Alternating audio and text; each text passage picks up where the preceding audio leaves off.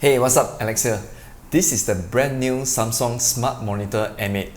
Apparently, any appliances or devices that call themselves smart, I'll be curious to check out how smart they really are.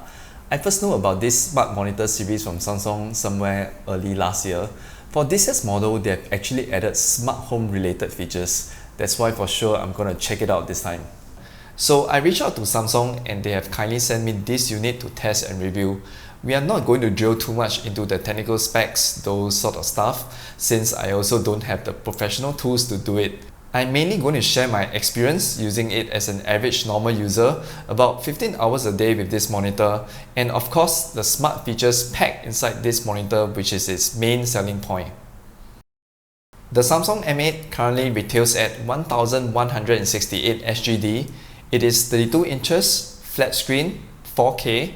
It is a monitor, a TV, a smart home hub, and a remote workstation all combined into one. Before we jump into each of these, let's look at the design first. At first glance, it looks really very similar to the Apple Studio display, especially with the stand. But this has a super slim design, overall very sleek, and has that minimalist look to it.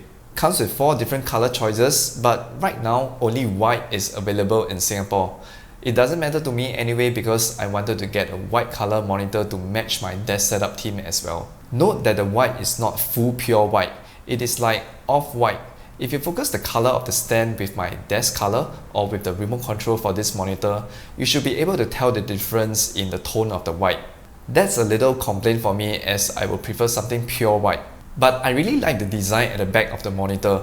Nice herringbone texture with the Samsung logo here and not at the front. It comes with the stand, you can adjust the height up and down easily.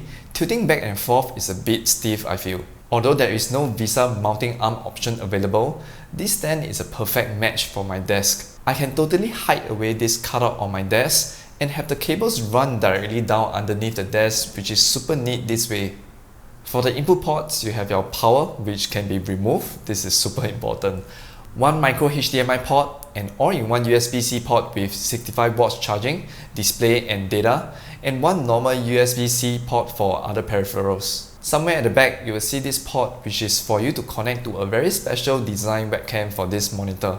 I just want to comment that the webcam looks like the mini version of their freestyle projector. You can only tilt up or down, and it comes with a magnetic cover which I know many people will like. It is easily attached to the monitor using magnets, and again it looks really good on both the front and the back with no cables at all. This is a 1080p webcam. Quality wise of course it's not as good as a 4K webcam, but it doesn't really matter because video conference apps will reduce the quality somehow because of network bandwidth. But overall, I think it's comparable with a $200 webcam and definitely better than most of the laptop's built-in ones. To use it as a monitor for your PC, you will connect the provided HDMI to micro HDMI cable. If you have a laptop setup instead like a MacBook, you can use the all-in-one USB port to provide display and charging to your laptop at the same time with just one cable. You can have the option to go wireless with the display for both Windows PC and Mac. Just open up the monitor menu and you can find the instruction steps to get it connected. For Windows PC, you will need to install their Samsung Easy Connection to Screen app. For Mac, it's basically using the screen mirroring. Although it works, but I would say the user experience is not very good, so best is to just stick with a wired display connection. I'm going to be upfront and say that this monitor is not meant for hardcore gaming, as the response time is 4 milliseconds and 60Hz refresh rate. But for console gaming with the PS5, I think it's still alright. You still can switch to game mode on this monitor. This monitor is also not meant for very professional content creators or graphics design, but for a small casual content creator like myself, this is actually good enough for me. Samsung being one of the biggest and most popular TV manufacturers in the world, it makes sense for them to put their smart TV component into this monitor to make it even more attractive for people to get it. This means that the M8 has the Samsung Tizen OS installed, built-in speakers, and of course a TV remote control. Their remote now comes with a USB-C charging port instead of using batteries. White in color, very slim design, 4 shortcut buttons to access Netflix, Disney+, Prime Video and internet browser. For the speakers, it is actually very good if you compare with the typical monitor standard.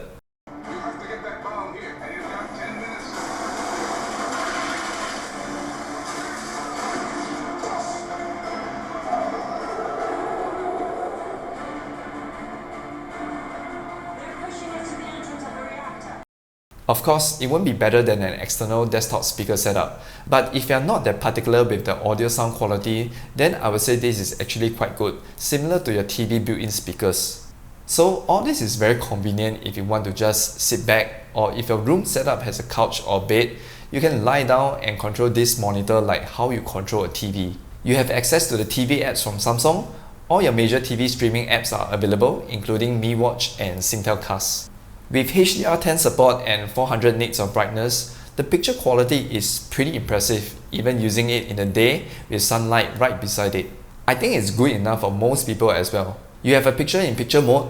I use this feature sometime while working and have that small YouTube window running at the corner, and of course you can change to any of the corners you like. If you are into smart homes or planning to set up a smart home, especially with the smartThings platform, you'll be happy to know that it actually has a smartThings hub built into this monitor. For starters, if you have no clue what is smartThings, it is a smart home platform that is compatible with a ton of other smart home brands. You can then add these devices all onto the smartThings app, which you can then have an option to control them with the smartThings app on your TV. Note that the smartThings hub doesn't come with Zigbee capability, so if you are looking to connect Zigbee devices, then you need to purchase their USB Zigbee dongle separately. But you don't need that if you are using Wi-Fi devices only. The monitor also comes with Alexa or Bixby voice assistant. Unfortunately, in Singapore, Alexa is not supported, else this can double as a huge Echo Show display. So I only have the option to go with Bixby. Hi Bixby. Where are you from? All I know is I grew up on the internet and live in the cloud. Lastly, another interesting feature it has is the built-in Microsoft 365 apps. So you can literally work on your Word, Excel or PowerPoint documents directly with the monitor without any PC or laptop connected. It's really very useful because sometimes if I just want to do some quick changes or reference to those files, I need not power up my PC or laptop, which can take quite some time.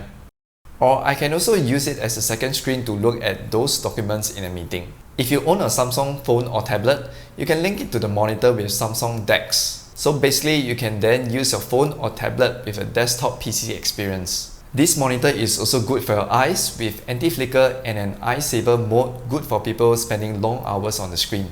There are really many cool features with this monitor. At this point, I don't even know whether I have gone through every single one of them. Granted, some of these features are not something that you will be using in a regular daily basis, but it's always good to have them available whenever you need them. Okay, so to wrap things up, I want to talk about who I think this monitor is suitable for at this price range. Personally, I think working adults like myself will find the most value with this.